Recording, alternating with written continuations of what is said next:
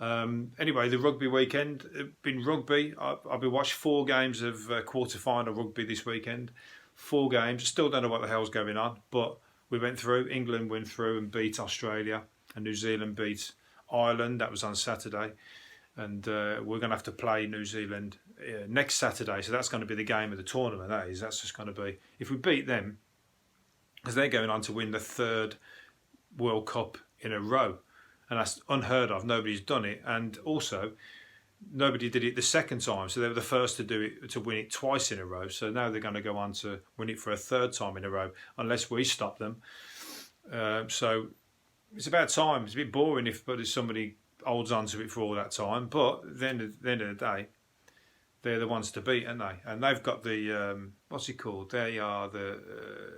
It's like their national sport in New Zealand. If you've been to New Zealand, you know that like football is in England, rugby is in New Zealand. That's their fucking, everybody loves it and everybody gets involved. So it's like they're bound to be top of the pops, aren't they? But it's just good if you can bring down the best, because we pretty much fucking bashed Australia. So that was like fucking exciting to watch. And then the other 2 games on Sunday. Japan, my second team, they've been kicked out now, but they did well. They got as far as they made themselves proud. Put it that way. I've still got my little Japanese flag from when I watched them in Brighton for 20 minutes of an 80-minute game because I was late. I've told that story before, but I got there late because of bloody Googling what time the match started, and the match told me, because they were playing South Africa, and somehow I pulled up a South African website, which is an hour difference. So when I checked the time, it said kick off at whatever time it was. So I turned up an hour later.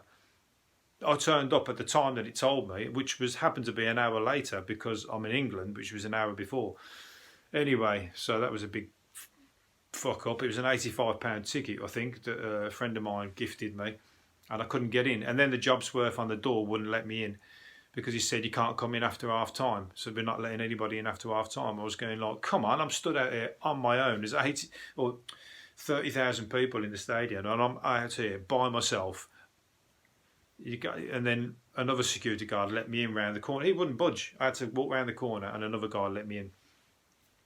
So it just shows you, he's just being a fucking knobhead, basically.